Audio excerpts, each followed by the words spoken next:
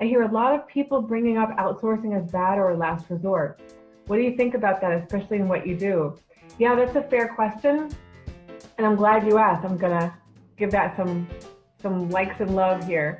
I'm really glad you asked. So outsourcing can mean something different to different people. And there can be financial matters, logistical matters, cultural matters. So let's address each one of those briefly. So outsourcing means that you're paying someone, a person or people or a company, to provide some services as an independent contractor rather than as an employee. Some people use the word outsourcing to mean also out of the United States. Different people have different opinions on that. My opinion is, in of itself, I don't care where somebody is.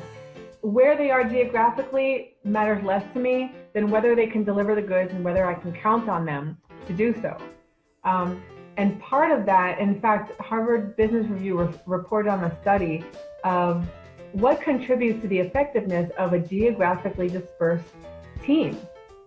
And when you're outsourcing, in other words, you're receiving services from someone outside your company, to what extent does it matter where they are, and what's key? I mean, you're now a team that's geographically dispersed to whatever extent. If they're not in your office or in your city, your state, or your country, they're geographically dispersed unless they're coming into your office physically to do all work. The number one factor in success in a geographically diverse team: communication. So have the people, the processes, and the technology to facilitate communication, and you'll be fine. Frankly, I haven't been in the same room as most of my clients ever, and some of them, if I bumped into them on the street, I wouldn't even know it was them unless they started talking like this, or some clients even don't prefer video calls, although most of the time we have video calls with our clients. How well do they communicate? Whether it's in verbal form, in written form, how much can you count on them to communicate? How well do they keep their word? There's a perceived risk that if someone's not in your office, you might not have control over them, and they might not keep their word. I posit that in a group of people who respect themselves, who believe that they can be counted on, they don't need to be controlled. And any human being who attempts to control another is already trading on dangerous waters, in my opinion, even outside of a business context. So, bad or last resort, you really have to make sure that you have communication in place, that the people have a skill set that you require, the attitude that you require, that they can be counted on to keep their promises. And frankly, how is that any different from internal employees? So that's my take on it. We've all heard of employee situations that were toxic. We've all heard of employee situations that were joyous, profitable.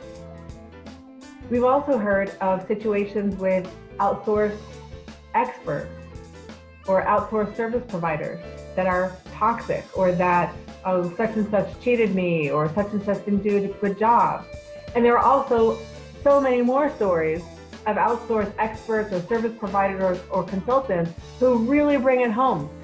End of the day, an outsourced consultant expert or a team of outsourced consultant experts can typically bring more to the table in certain areas than in-house employees, only in certain areas, than in-house employees, and for either the same price or lower, because they have an entire book of business. And also, other advantages that they bring to bear is that dealing with multiple clients, they receive multiple stories. And if they work even in multiple industries, they may be in a position to say, hey, they did this thing in the not-for-profit world. I know it seems wacky, but I think it could work really well here in manufacturing and give you a head up against your competitors. Or, hey,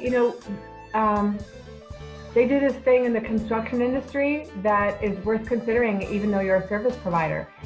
Someone who spends an entire career in one industry has advantages, but also consultants who work with clients in multiple industries have significant advantages as well.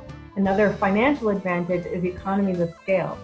Consider when the Industrial Revolution, Industrialized countries went from the artisan model, where you have one person who knows a lot of different things about how to produce a product, and they would do all those stages.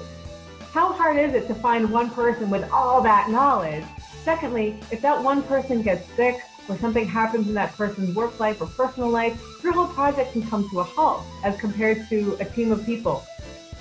Thirdly, how deep is their expertise going to go, and how quickly can they do it if they're constantly doing task switching or having to do all 10 stages in a process? Post-industrial revolution, you have both machines and people who are deep specialists. I'm an expert in line 10 of the 1040, right? And so when you have people who are deep experts in a certain thing, caution, they still, for the highest performing teams, they still need some coordination with other people involved in that function and a greater understanding of the greater strategy and final product. But with a deep understanding, you get into what athletes call a state of flow, what I personally call being in the zone, right? And you go, all right, I'm doing it. You go faster, you get better at it. And why shouldn't those savings and that value be passed along to the client? And that is part of the secret of why outsourced professionals typically cost less, or they cost the same to get significantly more value than in-house employees, because you get people who can specialize deeply.